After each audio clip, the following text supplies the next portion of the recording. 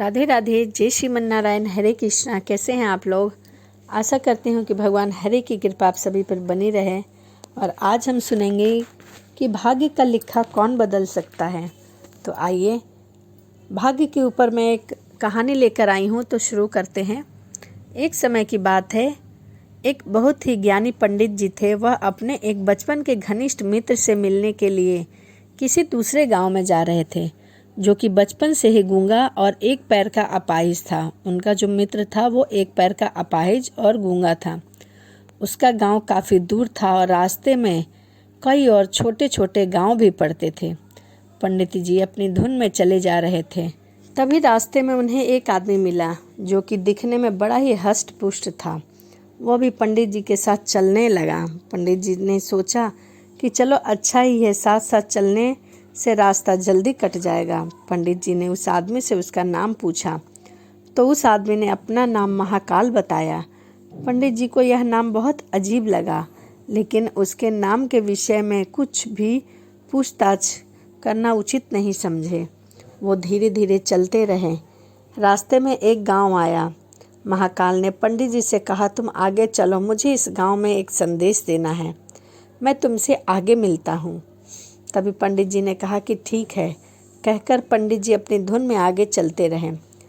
तभी एक भैंसे ने एक आदमी को मार दिया, और जैसे ही भैंसे ने आदमी को मारा, लगभग तुरंत ही महाकाल वापस पंडित जी के पास पहुंच गया। चलते चलते दोनों एक दूसरे गांव के बाहर जा पहुँचे। वहाँ एक छोटा सा मंदिर था। वहाँ ठहरने की व्यवस्था ठीक ठाक लगी, क्योंकि पंडित जी के मित्र का गांव अभी काफ़ी दूर था। साथ ही रात्रि हो चुकी थी, इसीलिए पंडित जी ने कहा, रात्रि होने वाली है, पूरा दिन चले हैं, थकावट भी बहुत हो चुका है, इसीलिए आज की रात हम इसी मंदिर में रुक जाते हैं। भूख भी लगी है, सो भोजन भी कर लेंगे और थोड़ा विश्राम करके सुबह फिर से प्रस्थान करेंगे। तभी महाकाल ने जवाब दिया कि ठीक है, लेकिन मुझे इस गांव में किसी व्यक्ति को कुछ सामान देना है, मैं देकर आता हूँ। तब तक तुम भोजन कर लो, मैं बाद में खा लूँगा। ऐसा कहकर महाकाल वहाँ से चला गया। लेकिन उसके जाते ही कुछ देर बाद उस गांव में धुआं उठना शुरू हो गया और धीरे धीरे पूरे गांव में आग लग गई। पंडित जी को बहुत आश्चर्य हुआ। उसने मन ही मन सोचा कि जहाँ भी ये महाकाल जाता है, वहाँ किसी न किसी तरह से कोई न कोई हानि हो जाती है, जरूर कुछ गड़बड़ है। लेकिन उसने महाकाल से रात्रि में इस बात का कोई जिक्र नहीं किया। सुबह दोनों ने फिर से अपने अपने गंतव्य की ओर चलना शुरू कर दिया। कुछ देर बाद एक और गांव आया और महाकाल ने फिर से पंडित जी से कहा कि पंडित जी आप आगे चलें, मुझे इस गांव में कुछ काम है, मैं आपसे आगे मिलता हूँ। इतना कहकर महाकाल जाने लगा। लेकिन इस बार पंडित जी आगे नहीं बढ़े, बल्कि खड़े होकर महाकाल को देखते रहे कि वह कहाँ जाता है और क्या करता है। तभी लोगों की आवाज़ सुनाई देने लगी कि एक आदमी को सांप ने डस लिया है और उस व्यक्ति की मृत्यु हो गई है। ठीक उसी समय महाकाल फिर से पंडित जी के पास आ पहुंचा।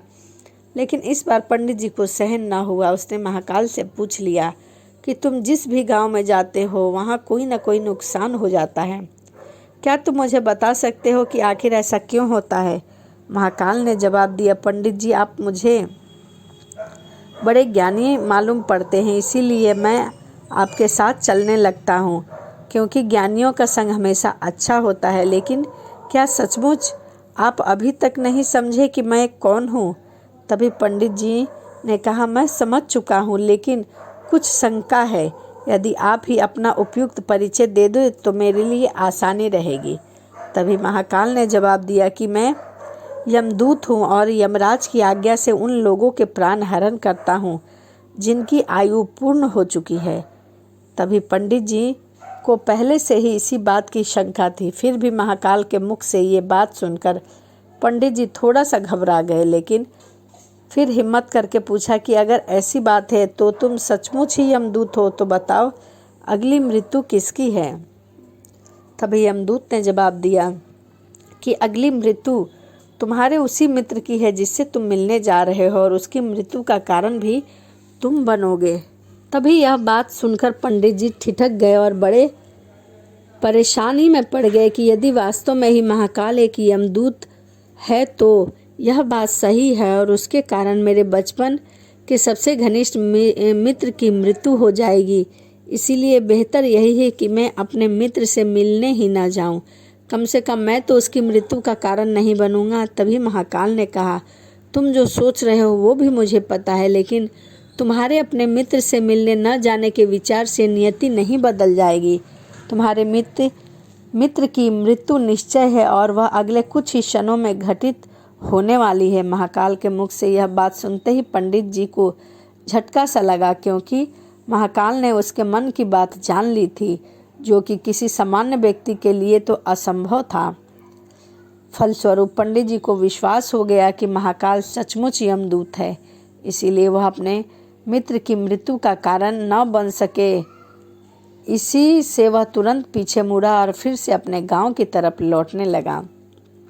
परंतु जैसे ही वह पीछे मुड़ा, सामने से उसे उसका मित्र उसी की ओर तेजी से आता हुआ दिखाई दिया, जो कि पंडित को देखकर अत्यधिक प्रसन्न लग रहा था। अपने मित्र के आने की गति को देख पंडित जी को ऐसा लगा कि जैसे उसका मित्र काफ़ी समय से उसके पीछे पीछे ही आ रहा था, लेकिन क्योंकि वह बचपन से ही गूंगा और एक पैर का अपाहिज था, इसीलिए न तो पंडित जी तक पहुंच पाया और न ही पंडित जी को आवाज़ देकर रोक पाया।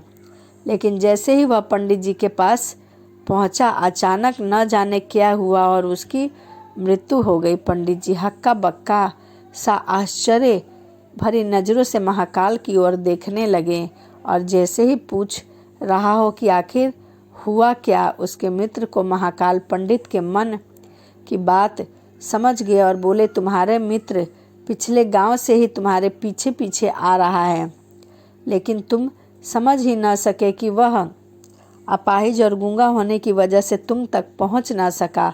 उसने अपनी सारी ताकत तुम तक पहुंचने में लगा दी और पूर्ण कोशिश की, परंतु वह तुम्हारे तक नहीं पहुंच सका। बुढ़ापे में बचपन जैसी शक्ति नहीं होती शरीर, इसीलिए हृदय घात की वजह से तुम्हारे मित्र की मृत्यु हो गई और उसकी वजह हो तुम, क्योंकि वह तुमसे मिलने हेतु तुम तक पहुंचने के लिए ही अपनी सीमाओं को लांघते हुए तुम्हारे पीछे पीछे भागता रहा। अब पंडित जी को पूरी तरह से विश्वास हो गया था कि महाकाल सचमुच ही यमदूत है और जीवों के प्राण हरण करना ही उसका काम है, क्योंकि पंडित जी एक ज्ञानी व्यक्ति थे और यह भी जानते थे कि मृत्यु पर किसी का और कोई बस नहीं चल सकता। तभी वह सभी को एक ना एक दिन मरना ही है, इसीलिए उसने जल्दी ही अपने आप को संभाल लिया। लेकिन सहसा ही उसके मन में अपनी स्वयं की मृत्यु के बारे में उत्सुकता हुई, इसीलिए महाकाल से उन्होंने पूछ ही लिया कि अगर मेरे मित्र की मृत्यु होनी ही थी तो तुम शुरू से ही मेरे साथ क्यों चल रहे थे। महाकाल ने जवाब दिया, मैं तो सभी के साथ चलता हूँ और क्षण भर चलता रहता हूँ, केवल लोग मुझे पहचान नहीं पाते, क्योंकि लोगों के पास किसी और व्यक्ति, वस्तु या घटना के संदर्भ में सोचने और देखने का उनके पास समय ही नहीं है। पंडित जी ने आगे पूछा, तो क्या तुम बता सकते हो कि मेरी मृत्यु कब और कैसे होगी। महाकाल ने कहा, हालांकि किसी भी सामान्य जीव के लिए यह जानना उपयुक्त नहीं है, क्योंकि कोई भी जीव अपनी मृत्यु के संदर्भ में नहीं जानना चाहता, लेकिन तुम ज्ञानी व्यक्ति होते हो और मित्र की मृत्यु को जितनी आसानी से तुमने स्वीकार कर लिया है, उसे देखकर मुझे ये लगता है कि तुम अपनी मृत्यु के बारे में जानकर भी व्यथित नहीं होगे। सो तुम्हारी मृत्यु आज से ठीक 6 माह बाद के ही दिन होगा, लेकिन किसी दूसरे राजा के राज्य में फांसी लगने से होगी। और आश्चर्य की बात तो यह है कि तुम स्वयं खुशी से फांसी को स्वीकार करोगे। इतना कहकर महाकाल जाने लगा, क्योंकि अब उसके पास पंडित जी के साथ चलने का कोई कारण नहीं था। पंडित जी ने अपने मित्र का यथास्थिति जो भी कर्मकांड संभव हो सका उसको किया उसने, और उसके बाद वह अपने गांव लौट गया। लेकिन कोई व्यक्ति चाहे जितना भी ज्ञानी क्यों न हो, अपनी मृत्यु को लेकर संदर्भ में व्यथित जरूर होता है और उस मृत्यु से बचने के लिए कुछ न कुछ तो अवश्य करता है। इसीलिए पंडित जी ने भी किया। क्योंकि पंडित जी एक विद्वान थे, इसीलिए उनकी ख्याति उनके राजा तक की थी। सोचा कि राजा के पास तो कई ज्ञानी मंत्री होते हैं और उसकी इस मृत्यु की समस्या का भी समाधान अवश्य निकालेंगे। इसीलिए वह पंडित जी राजा के दरबार में जा पहुंचे और राजा को सारी बातें बता दी। तभी राजा ने पंडित जी की समस्याओं को अपने मंत्रियों के साथ बांटा और उसने सलाह मांगी। अंत में सभी ने एक एक करके सलाह दी, परंतु पंडित जी को किसी की भी बातें सही नहीं लगी। और जरूर उसकी मृत्यु 6 महीने बाद होगी, लेकिन मृत्यु तब तक होगी जब वह किसी दूसरे राज्य में जाएगा। यदि वह किसी दूसरे राज्य में न जाए तो उसकी मृत्यु नहीं होगी। यह सलाह राजा को भी उपयुक्त लगी। इसीलिए उसने पंडित जी के लिए महल में ही रहने की व्यवस्था करवा दी। अब राजा की आज्ञा के बिना कोई भी व्यक्ति उस पंडित जी से मिलने नहीं आ सकता था, लेकिन स्वयं पंडित जी भी कहीं आ जा नहीं सकते थे। वह महल के कोने में ही पड़े रहते थे ताकि उसे ये ना लगे कि वह राजा कैद है। हालांकि वह स्वयं ही डर के मारे कहीं भी आते जाते नहीं थे। धीरे धीरे पंडित जी की मृत्यु का समय नज़दीक आता गया और अंत में वह दिन भी आ गया जिस दिन पंडित जी की मृत्यु का दिन निश्चय किया गया था। तभी पंडित जी को ध्यान आया कि आज के ही दिन मेरी मृत्यु निश्चय की गई है। उससे पिछली रात पंडित जी डर के मारे जल्दी से ही सो गए ताकि जल्दी जल्दी वह रात और अगला दिन बीत जाए और उसकी मृत्यु टल जाए। लेकिन स्वयं पंडित को नींद में चलने की बीमारी थी और इस बीमारी के कारण वह स्वयं ही भी नहीं जानता था। इसीलिए राजा या किसी और को भी इस बीमारी के बारे में कुछ भी पता नहीं था ताकि उस बीमारी का इलाज भी कराया जा सके। पंडित जी अपनी मृत्यु को लेकर बहुत ही चिंतित थे और उन्हें नींद में चलने की बीमारी का दौरा अक्सर पड़ता रहता था। जब ठीक से नींद नहीं आ रही होती है तो उसी रात पंडित जी को नींद में चलने का दौरा पड़ा और वह उठ कर राजा के महल से निकलकर अस्तबैल में आ गए।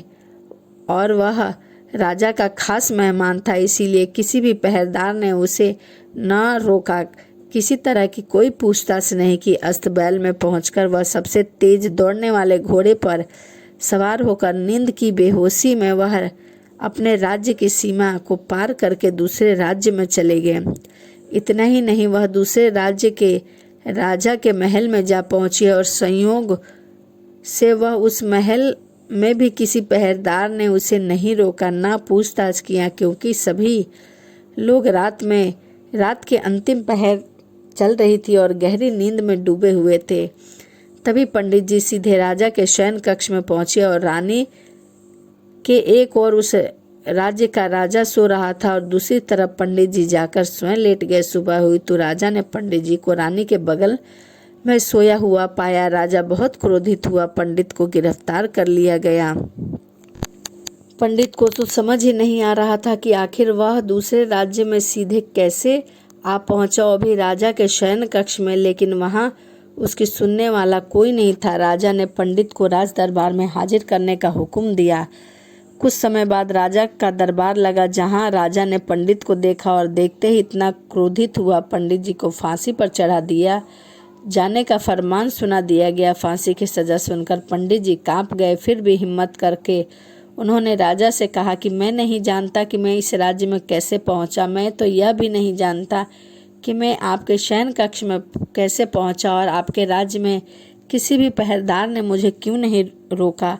लेकिन मैं इतना जरूर जानता हूं कि आज के दिन मेरी मृत्यु निश्चय की गई है और मेरी मृत्यु होने जा रही है। राजा को यह बात थोड़ी सी अटपटी लगी। उसने पूछा, तुम्हें कैसे पता कि आज ही के दिन तुम्हारी मृत्यु निश्चय की गई है? तुम क्या कहना चाहते हो? राजा ने सभी सवालों के जवाब पिछले 6 महीने की पूरी कहानी बताकर दी। महाराज, मेरा क्या किसी भी सामान्य व्यक्ति का इतना साहस कैसे हो सकता है? तब राजा की उपस्थिति में राजा के ही कक्ष में रानी के बगल में सो जाएं, ये तो सरासर आत्महत्या ही होगी। मैं दूसरे राज्य से इस राज्य में आत्महत्या करने क्यों आऊँगा? राजा को पंडित की बात थोड़ी सही लगी, लेकिन राजा ने सोचा कि शायद वह पंडित अपनी मृत्यु से बचने के लिए महाकाल और अपनी मृत्यु की भविष्यवाणी का बहाना बना रहा है। इसीलिए उसने पंडित जी से कहा, यदि तुम्हारी बात सत्य हुई तो आज तुम्हारा मृत्यु का दिन है। जैसे ही महाकाल ने तुमसे कहा है तो तुम्हारी मृत्यु का कारण मैं बनूंगा। परंतु यदि तुम झूठ कह रहे हो तो निश्चय ही आज तुम्हारी मृत्यु निश्चय हो जाएगी। क्योंकि पड़ोसी राज्य का राजा उसका मित्र था, इसीलिए उसने तुरंत कुछ सिपाहियों के साथ दूसरे राज्य के राजा को पास भेजा और पंडित जी की सारी सत्यता का प्रणाम दिया। शाम तक भेजे गए सैनिक फिर से लौटे और उन्होंने आकर, महाराज, पंडित सो कह रहा है वह बात सच है। दूसरे राज्य के राजा ने पंडित जी को अपने महल में ही संपूर्ण व्यवस्था देकर रखी थी और पिछले 6 महीने से यह पंडित जी राजा के ही दरबार में मेहमान बनकर रह रहे थे। परंतु कल रात राजा स्वयं इससे अंतिम बार इनके शयन कक्ष में मिलने गए थे और इसके बाद ये इस राज्य में कैसे पहुंचा इसकी जानकारी किसी को भी नहीं है। इसीलिए इस राज्य के राजा के अनुसार पंडित जी को फांसी की सजा दिया जाना उचित नहीं है। लेकिन अब राजा के लिए एक नई समस्या आ गई थी, क्योंकि उसने बिना पूरी बात जाने ही पंडित जी को फांसी की सजा सुना दी थी। इसीलिए अब यदि पंडित जी को फांसी न दिया जाए तो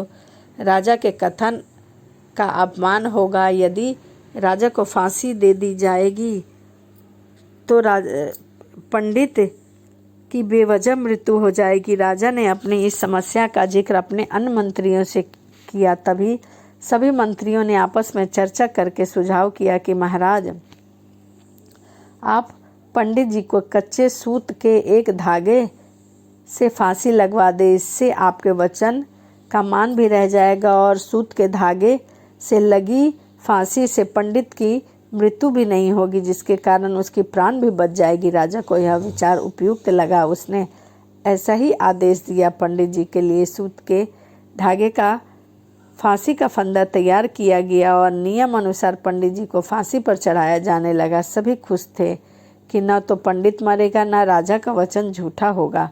पंडित को भी विश्वास था कि सूत के धागे से उसकी मृत्यु नहीं हो सकती, इसीलिए वह खुशी खुशी फांसी चढ़ने को तैयार हो गया, जैसे ही महाकाल ने उसे कहा था। लेकिन जैसे ही पंडित जी को फांसी दी गई, सूत का धागा तो टूट गया, लेकिन टूटने से पहले उसने अपना काम कर दिया था। पंडित जी के गले की नस कट चुकी थी और उस सूत के धागे से पंडित जी जमीन पर पड़े हुए तड़प रहे थे। हर धड़कन के साथ उसके गले से खून की फुहार निकल रही थी और देखते ही देखते कुछ ही क्षणों में पंडित जी का शरीर पूरी तरह से शांत हो गया। सभी लोग आश्चर्यचकित होकर हक्के बक्के रहने लगे कि पंडित को मरते हुए देखते रहें।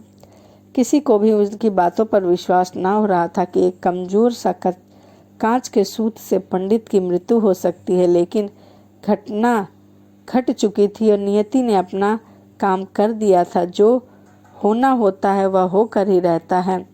हम चाहे जितनी भी सावधानियां बरत ले, जितने भी उपाय और यत्न कर ले, लेकिन जो घटना घटनी होती है वह घट के ही रहती है।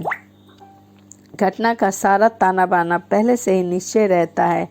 इसे हम रत्ती भर भी इधर से उधर नहीं कर सकते। इसीलिए ऐश्वर्य हमें भविष्य जानने की क्षमता नहीं देती, ताकि हम अपने जीवन में ज़्यादा बेहतर तरीका जी सके। यही बात उस पंडित पर भी लागू होती है। यदि पंडित ने महाकाल से अपनी मृत्यु के बारे में न पूछा होता तो अगले 6 महीने तक वह राजा के महल में कैद होकर डरा डरा सा नहीं रहता। जीने की बजाय ज़्यादा बेहतर जिंदगी जीता। प्रकृति ने जो कुछ भी दिया है, जैसा भी दिया है, सब कुछ किसी न किसी कारण से ही दिया है और उसे वैसा ही जीना चाहिए, क्योंकि हर व्यक्ति, वस्तु या स्थिति का संबंध किसी न किसी घटना से घटित अवश्य होता है।